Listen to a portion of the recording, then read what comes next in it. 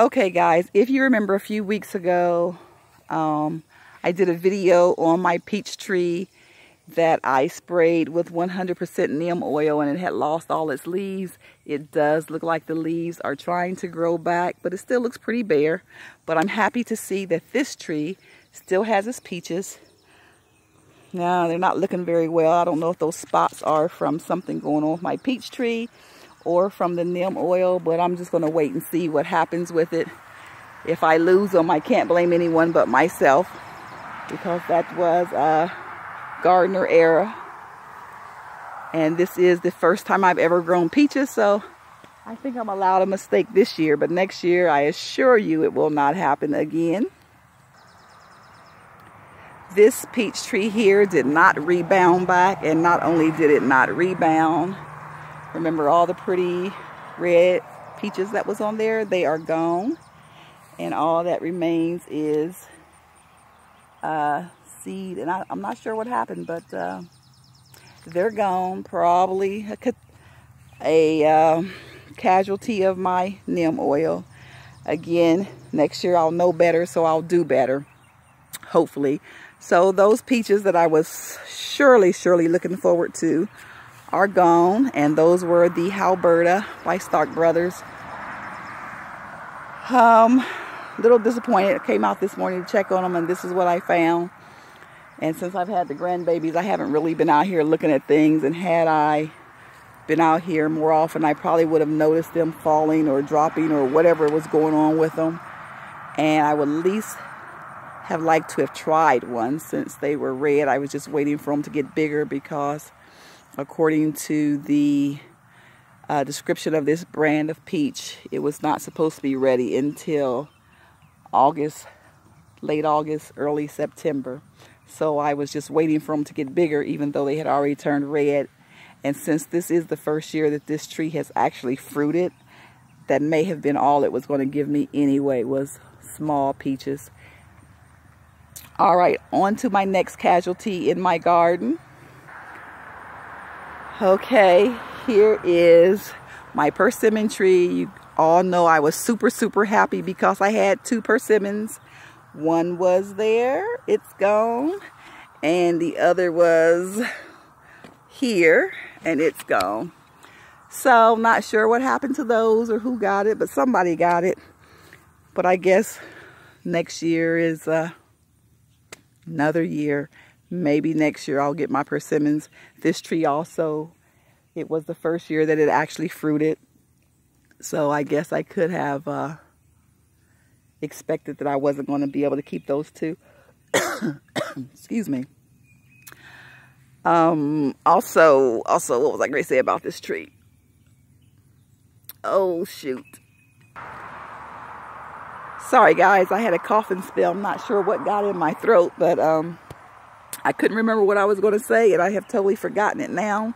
So I'm going to end here with the persimmon tree and move over here to this tree that still has not done anything, and I'm pretty sure it's dead because it was buried too deep. It is the Bing cherry that my husband planted while I was away, and he planted it too far, and he had the graft underneath of the dirt. But I am going to leave it and just see what it does, and if it doesn't do anything next spring, then I'll be ordering another Bing cherry tree. But that's it in its full glory right there. Now, my peach tree that wasn't a peach tree, that turned into a nectarine tree, or turned out to be a nectarine tree, is doing pretty well. Of course, it was sprayed with the neem oil as well. But I still do have nectarines on there. And I'm hoping they make it until they are ripe, because the tree itself is looking a little sad, of course, from the neem oil. And I said I was going to replace that neem oil, but I haven't even thought about buying any more neem oil right now. And this nectarine tree is right in front of Queen Simone. So next year, I am hoping for a whole lot more. And what I've decided to do next year, you guys know that I put nets all over these peach trees and this tree too, to try to protect it from the critters eating everything. And then I go and kill everything myself. But next year, I'm not going to put any netting on. I'm going to just let it do what it do. Let the animals do what they're going to do. And if I get something, I'll get something. If not, I'll just keep trying until it gives me enough fruit that we can all have some. Okay, guys, here's my pride and joy of my edible plant. It is the Carolina Reaper. I bought this thing about 4 years ago. It was a seed. Well, it was seeds. And I planted the seeds, and somehow all my pepper plants got all mixed up. And the first summer I got absolutely no peppers, and so I didn't know which one was the Carolina Reaper, so I ended up putting about 50 pepper plants in my house. Well, 18 months after planting the seeds, I finally got peppers, and so I was able to keep this one. And I've showed you before, but you can see the trunk down there on this pepper, and it will also be going in the house again this year. But as you can see, it has begun to give me reapers. I still have reapers from last year in a jar that I pickled. They're just so hot you really can't eat those things, but I do enjoy them. They have a nice flavor, but you just can't eat a whole one. I can't. Maybe someone can, but I can't, and I'm not going to ever try. But I do break pieces off of it every now and then and eat some reaper. And then here, this was a little piece that I thought had died, and I just left it in there, and you can see it has started to grow as well. So that's my reaper. In here is an assortment of pepper plants, and you can see the leaves. I just watered them this morning, but the leaves were all shriveled up because it's been so hot here. I also have some reaper seeds in these two pots, and I think it may be over here somewhere, but I'm not sure. Maybe that one. But anyway, those are my pepper plants. I love spicy food, so I'm always growing peppers. Those are my favorite. This is my tangerine tree that I got from Stark Brothers. I hope, because again, my dogs was knocking things over. Tags got mislabeled, and I'm pretty sure this is my tangerine tree that I got from Stark's, I think earlier this year maybe. This here, baby, is my lemon tree that I started 4 years ago from seed. I put a lemon, a grapefruit, and an orange tree in there. And I thought when I smelled this one, it smelled like an orange.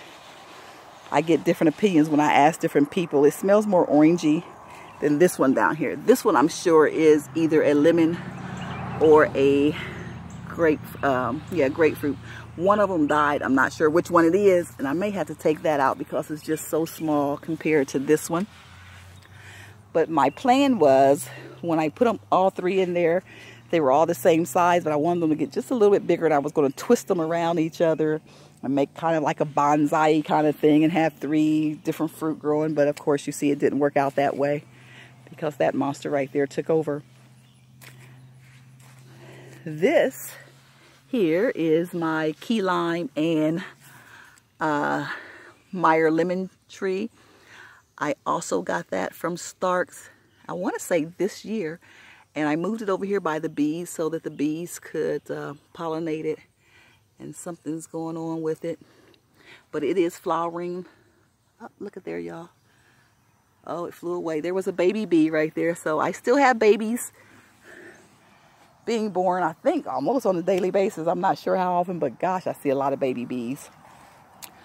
All right, y'all, I think that's it for my edibles that I have out front. Like I said, I didn't do a whole lot this year, just my peppers. And I really probably need to get these out of these pots, or at least get them in bigger pots so they can have some room. But they seem to be putting out a good number of peppers, so maybe I'll just leave them alone and let them do what they do. Oh, I know what this one is, because I didn't have many black varieties, and I believe,